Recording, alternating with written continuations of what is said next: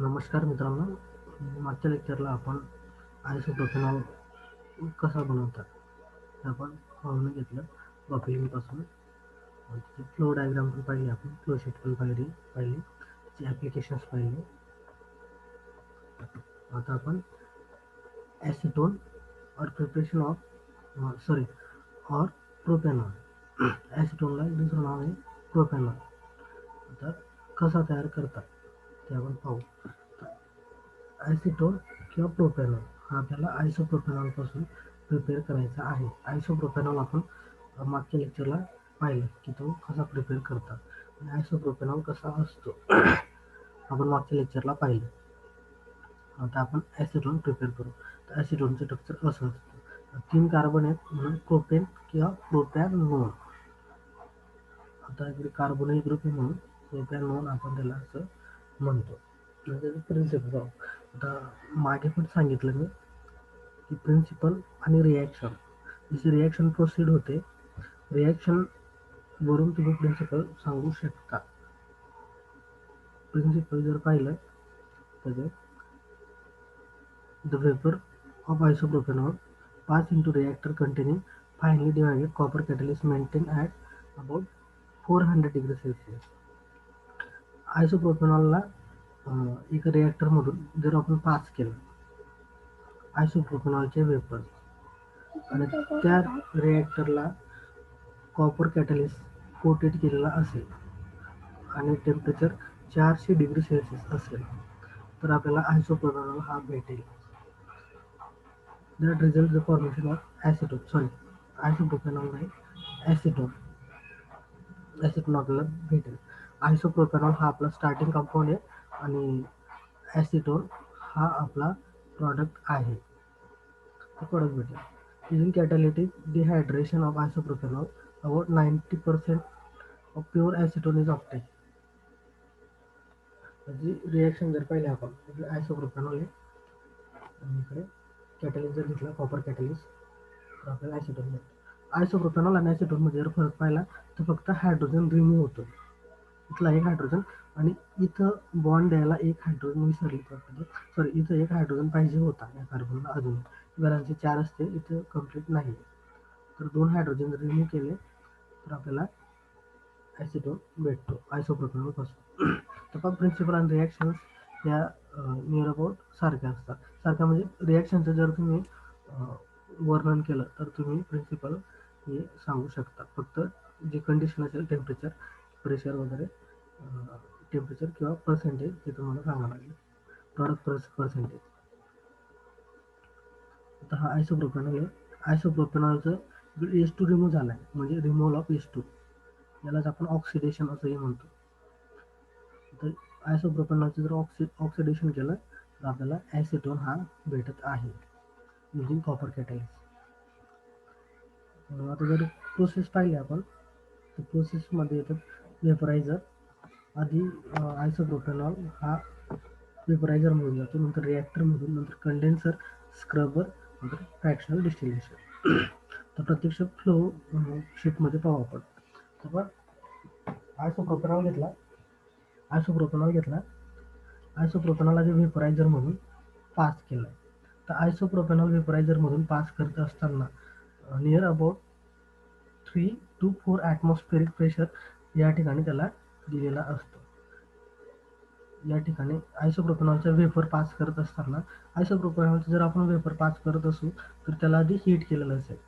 Heat करून पुढे त्याच्या वेपर ह्या पास केल्यात वेपरायझरमध्ये आणि तिथं 3 ते 4 ॲटमॉस्फेरिक प्रेशर हा दिलेला असतो. नंतर रिॲक्टरमध्ये जातो. रिॲक्टरमध्ये कॉपर कॅटलिस्ट हा प्रेझेंट असतो आणि या ठिकाणी 400 डिग्री सेल्सिअस टेम्परेचर त्याला लागतं. रिॲक्टरमध्ये त्याचं कन्व्हर्जन होतं. या ठिकाणी H2 रिमूव्ह होतो. आता आपण इकडे रिॲक्शन पाहिली. या रिॲक्शनमध्ये जेव्हा रिॲक्टरमध्ये कम्प्लीट होऊन जाते, हा प्रॉडक्ट आपल्याला रिॲक्टरमध्ये भेटतो. ॲसिटोन आणि H2 दोघं रिॲक्टरमध्ये भेटून जातात. नंतर काय होतं, नंतर त्याला कंडेन्स करतो आपण. तर या कंडेन्सरमध्ये जर आलं H2 हा बाय प्रॉडक्ट अजून त्यात आहे. H2 बाय प्रॉडक्ट म्हणजे त्याला कूल करतो आपण. वेपर होत्या ते कूल केल्या कंडेन्सरमध्ये तर पुढे येतं स्क्रबर. स्क्रबर म्हणजे तिथं वॉटर स्प्रे केलं जातं त्यावर. तर जे गॅसेस असतात स्क्रबरमध्ये, जे गॅसेस असतील ॲसिटोनचे गॅसेस हे खालून येतील आणि वॉटर हे वरून स्प्रे केलं जातं. आता पण ॲसिटोन हा आयसोप्रोपॅनॉलपासून बनवला आहे आणि त्यात H2 हा बाय प्रॉडक्ट आहे. तर इकडून गॅसेस येतील आयसोप्रोपॅनॉलचे वगैरे आणि या साईडने म्हणजे वरून जर आपण वॉटर स्प्रे केलं तर जे अनरिॲक्टेड आयसोप्रोपॅनॉल असेल तो आयसोप्रोपॅनॉल स्टार्टिंग कंपाऊंड आपला वॉटरमध्ये डिझॉल्व्ह होईल आणि H2 पण या ठिकाणी सेपरेट होईल. H2 हा गॅसमध्येच आहे, तर गॅसमध्ये तो इथे सेपरेट केला जाईल. नंतर जो अनरिॲक्टेड आयसोप्रोपॅनॉल आहे स्क्रबरमध्ये स्क्रबिंग करत असताना जे वॉटर आपण वॉटर स्प्रे करतोय वरून त्या वॉटरमध्ये आयसोप्रोपॅनॉल अनरिॲक्टेड आयसोप्रोपॅनॉल पण इथे रिमूव्ह होत आहे आणि याच ठिकाणी आपल्याला ॲसिटोनही भेटतो आहे. आणि त्या ॲसिटोनला पुढे फ्रॅक्शनल डिस्टिलेशन केलं आहे, डिस्टिल आउट केलं आहे. तर या ठिकाणी ॲसिटोन सेपरेट होतोय आणि जो अनरिॲक्टेड आयसोप्रोपॅनॉल आहे तो अनरिॲक्टेड आयसोप्रोपॅनॉल पण या ठिकाणी सेपरेट केला जातो. एकदा रिपीट सांगतो अजून. आयसोप्रोपॅनॉल घेतला, इकडे आयसोप्रोपॅनॉलचे वेपरायझरमधून पास केलं. या ठिकाणी टेम्परेचर असेल, सॉरी या ठिकाणी प्रेशर असेल 3 ते 4 ॲटमॉस्फेरिक प्रेशर. नंतर पुढे रिॲक्टरमध्ये जातो. रिॲक्टर हा कॉपर कॅटलिस्टने कोटेड केलेला असतो. रिॲक्टरमध्ये कॉपर कॅटलिस्ट हा ऑलरेडी असतो. तर या रिॲक्टरचे टेम्परेचर असतं 400 डिग्री सेल्सिअस. तर इथे त्याची रिॲक्शन होऊन जाते. इथे रिॲक्शन झाल्यानंतर आयसोप्रोपॅनॉलचं कन्व्हर्जन हे ॲसिटोन आणि H2 मध्ये होतं. नंतर 300 ते 400 डिग्री सेल्सिअस टेम्परेचर जर राहिलं तर ॲसिटोन पण हा गॅसेस फॉर्ममध्ये असेल, वेपर फॉर्ममध्ये असेल, तर पुढे जाऊन त्याला कंडेन्स केलं जातं. कंडेन्स केल्यानंतर पुढे स्क्रब केलं जातं. स्क्रब म्हणजे काय करतात त्याला, स्क्रबरमध्ये खालच्या साईडने आयसोप्रोपॅनॉल, ॲसिटोन आणि H2 जे मिक्सचर आहे ते निघतं आणि वरून वॉटर स्प्रे केला जातो. तो आयसोप्रोपॅनॉल असो अनरिॲक्टेड आयसोप्रोपॅनॉल तो वॉटरमध्ये ॲब्झॉर्ब केला जातो. H2 गॅस वरून इव्हॅपोरेट करून त्याला बाहेर काढलं जातं आणि जो ॲसिटोन असतो तो ॲसिटोन या ठिकाणी फ्रॅक्शनल डिस्टिलेशनने सेपरेट केला जातो. नियर अबाउट 90% ॲसिटोन हा फ्रॅक्शनल डिस्टिलेशनने या ठिकाणी आपल्याला भेटतो. आता पुढे फ्लो चार्ट आपण पाहिला, नंतर पाहू युजेस ऑफ ॲसिटोन. आता ॲसिटोन कुठे कुठे आपण वापरू शकतो. तर ॲसिटोन हा खूप ऑर्गॅनिक कंपाऊंड्समध्ये सॉल्व्हंट म्हणून, रिॲक्शन्समध्ये म्हणा किंवा बऱ्याच ठिकाणी सॉल्व्हंट म्हणून यूज केला जातो. कारण त्याचा बॉइलिंग पॉईंट हा खूप कमी आणि लगेच इव्हॅपोरेट होतो. सॉल्व्हंट जर समजा कम्प्लीट रिॲक्शन झाल्यानंतर आपण सॉल्व्हंट रिमूव्ह करायचं असेल तर त्या ठिकाणी सॉल्व्हंट रिमूव्ह लवकर होतो. कमी टेम्परेचरला पूर्ण सॉल्व्हंट हा रिमूव्ह होतो. ॲसिटोन आता पहा, it is one of the most important solvent in organic synthesis करायची असेल तर हा सॉल्व्हंट खूप इम्पॉर्टंट आहे. It is use as a solvent for acetylene, nitrocellulose and cellulose acetate. It is also used in preparation of sulfonal, iron, cordate, plexiglass, chloroform and iodoform. Acetone हा बऱ्याच कंपाऊंडना synthesis करण्यासाठी पण आपल्याला वापरता येऊ शकतो. नंतर पुढे ग्लिसरीन. तर ग्लिसरीन कसा बनवतात? ग्लिसरीनचं स्ट्रक्चर तुम्हाला दिसतंय. ग्लिसरीनमध्ये ग्लिसरीन किंवा ग्लिसरॉल आपण त्याला म्हणतो फ्रॉम प्रॉपिलिन. आता प्रॉपिलिनपासून आपण याला बनवणार आहोत. तर त्याला कसं बनवायचं? तर बघा इकडे पाहिलं आपण कार्बनची चेन जर म्हटली तर 3 कार्बन आहेत, ऑक्सिजन पण 3 आहेत, हायड्रोजन जर म्हटले 8 हायड्रोजन त्यात आहेत. असं ग्लिसरीनचं स्ट्रक्चर असतं. आता ग्लिसरीन खूप कॉस्मेटिक्समध्ये यूज होतो. जास्त त्याचा कॉस्मेटिक्स म्हणूनच मध्ये जास्त यूज होतो आणि बरेच यूज आहेत अजून ग्लिसरॉलचे. आता त्याचे प्रिन्सिपल पाहू आपण. प्रिन्सिपल आणि रिॲक्शन हे मी मागे सांगितलं तुम्हाला सारखं दिसतं. फक्त रिॲक्शनचं वर्णन केलं की आपल्याला प्रिन्सिपल हा भेटतो. The mixture of petroleum cracked gas rich in propylene is firstly treated with chlorine gas at 400 to 500 degrees Celsius for 2 to 3 seconds to give allyl chloride. आता पहा, प्रॉपिलिन घेतलाय, प्रॉपिलिनला क्लोरीन गॅस सोबत रिॲक्ट केला आपण 400 ते 500 degree सेल्सिअसला 2 ते 3 सेकंदापर्यंत, तर आपल्याला अलील क्लोराईड भेटतो. म्हणजे प्रॉपिलिनच्या एका कार्बनला क्लोरीन हा अटॅच होतो. ही रिॲक्शन आपण फोटोकेमिकल रिॲक्शन म्हणा, आपण इथं हीट यूज केली आहे म्हणजे थर्मल रिॲक्शन आहे. हीट यूज करून एका टर्मिनलच्या कार्बनला प्रॉपिलिनच्या एका कार्बनला क्लोरीन हा जॉईन केलेला असतो. नंतर डबल बॉन्ड हा तसाच असतो. Allyl chloride is then treated with chlorine and water. नंतर पुढे अलील क्लोराईड हा क्लोरीन आणि वॉटर सोबत रिॲक्ट केला आहे at 35 degree Celsius. As result dichlorohydrin is form. नंतर तोच अलील क्लोराईड जर पुढे क्लोरीन आणि वॉटरसोबत, क्लोरीन आणि पाण्यासोबत जर रिॲक्ट केला 35 डिग्री सेल्सिअसला, तर आपल्याला डायक्लोरोहायड्रिन हा भेटतो. Which is further treated with milk lime. Calcium oxide सोबत म्हणजे मिल्क लाईम सोबत त्याला रिॲक्ट केलं ॲट 60 डिग्री सेल्सिअसला, तर आपल्याला इपीक्लोरोहायड्रिन भेटतो. Which is hydrolyse with 10% caustic soda solution at about 150 degrees Celsius for half an hour to obtain glycerin. आता पहा, जो इपीक्लोरोहायड्रिन आपल्याला भेटतो त्याची जर हायड्रोलिसिस केली आपण सोडा यूज करून 150 डिग्री सेल्सिअसला, तर आपल्याला ग्लिसरीन भेटतो. तर या ठिकाणी हे वाचलं आपण आणि रिॲक्शन पाहिली. आता हे वाचून लक्षात ठेवण्यापेक्षा रिॲक्शन पाहून जर लक्षात ठेवलं तर ते मोर सुटेबल राहील आपल्यासाठी आणि ते सोपं पण राहतं. आता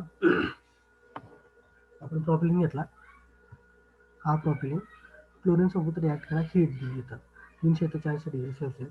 जसं इकडे प्रिन्सिपलमध्ये 400 ते 500 डिग्री सेल्सिअस 2-3 सेकंदासाठी हीट दिली, तर आपल्याला अलील क्लोराईड भेटला. या ठिकाणी क्लोरीन लागला.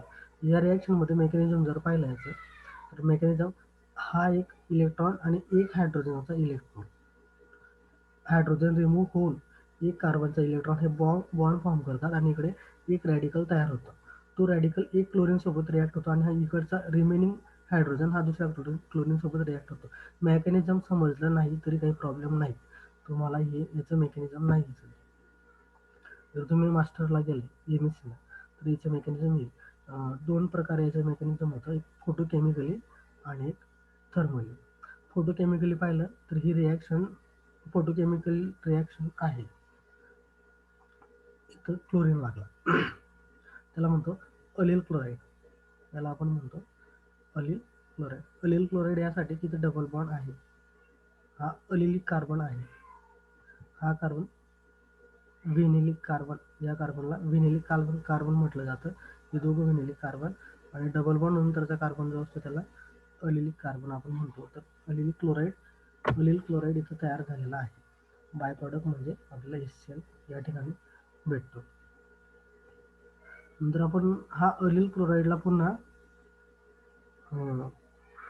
HOCl हायपोक्लोरिक ॲसिड किंवा हायपोक्लोरस ॲसिड सोबत रिॲक्ट केलं, तर या डबल बॉन्डला हा डबल बॉन्डला याची ॲडिशन होते. तर यामध्ये आपण दोघांमध्ये पाहिलं तर मोर इलेक्ट्रोनिगेटिव्ह ऑक्सिजन आहे आणि क्लोरीन हा इलेक्ट्रोपॉझिटिव्ह, म्हणून हा डबल बॉन्ड क्लोरीनवर डायरेक्ट अटॅक करतो. आणि दुसरा क्लोरीन NGP तयार केल्यामुळे जो कार्बोकटायन या ठिकाणी तयार होत नाही. NGP तयार केल्यामुळे कार्बोकटायन तयार होण्याचे चान्सेस हे कमी असतात. तर OH मायनस हा बाहेर पडतो या रिॲक्शनमध्ये. आणि तो OH मायनस नंतर एका कार्बन, इथे जर समजा या कार्बनने या ठिकाणी जर NGP केली, तर मोर इलेक्ट्रॉन डिफिशियंट कार्बन म्हटला, तर हा नसून हा कार्बन मोर इलेक्ट्रॉन डिफिशियंट असतो आणि OH मायनस हा डायरेक्टली यावर अटॅक करतो. तर आपल्याला भेटतो डायक्लोरोहायड्रिन. असा कंपाऊंड आपल्याला भेटतो. आता हा डायक्लोरोहायड्रिन आपण कॅल्शियम हायड्रॉक्साईड सोबत किंवा मिल्क लाईम याला म्हटलंय, 2 डायक्लोरोहायड्रिनचे मॉलिक्युल्स आपण कॅल्शियम हायड्रॉक्साईड किंवा मिल्क लाईम सोबत रिॲक्ट केले तर आपल्याला इपिक्लोरोहायड्रिन भेटतो. म्हणजे काय होतंय, हा या ऑक्सिजनने इकडे बॉन्ड फॉर्म केला आणि याला रिमूव्ह केलं. HCl या ठिकाणी हा क्लोरीन आणि हा इथला हायड्रोजन, ही दोघं रिमूव्ह होते. इथे इपॉक्साईड रिंग तयार झाली. क्लोरोहायड्रिन आपल्याला भेटला. ही सबस्टिट्यूशन रिॲक्शन म्हणता येईल याला. क्लोरीन रिप्लेस करून ऑक्सिजन अटॅच झाला. नंतर ही ॲडिशन रिॲक्शन झाली इथं आणि ही थर्मली रिॲक्शन झाली थर्मल. याला सबस्टिट्यूशन पण म्हणता येईल, कारण एक हायड्रोजन रिप्लेस करून क्लोरीन आला आहे, पण सबस्टिट्यूशन नाही, ही रिॲक्शन थर्मलीच आहे. नंतर ही सिंपल सबस्टिट्यूशन रिॲक्शन, ही हा क्लोरीनच्या जागेवर ऑक्सिजनने बॉन्ड केला आणि हा क्लोरीन बाहेर निघून गेला. नंतर पुढे जर पाहिलं आपण, इपिक्लोरोहायड्रिन पुढे NaOH आणि वॉटरसोबत जर रिॲक्ट केलं तर काय होणार आहे, हा OH या ठिकाणी अटॅक करेल, क्लोरीन रिमूव्ह होईल, तर हा परत वॉटरचा OH किंवा NaOHचा OH हा मोर इलेक्ट्रॉन रिलीज आहे यापेक्षा, आणि तो बेस म्हणजे न्यूक्लियोफिलिक पण आहे, तर तो या ठिकाणी पण अटॅक करतो आणि या ठिकाणी पण अटॅक करतो. इपॉक्साईड रिंग ओपन करतो, क्लोरीन रिमूव्ह करतो आणि तिघं ठिकाणी OH ग्रुप हा अटॅच होतो आणि आपल्याला ग्लिसरॉल हा कंपाऊंड भेटतो. तर मग रिॲक्शन्स या 3 ठिकाणी झाल्या आहेत. तर आपल्याला 3 ठिकाणी रिॲक्शन्स झाल्यामुळे या रिॲक्शन करण्यासाठी ही ग्लिसरॉल प्रिपेअर करण्यासाठी 3 रिॲक्टर्स हे लागतात. पुढे प्रोसिजर आहे, प्रोसेस आपण नंतर करू.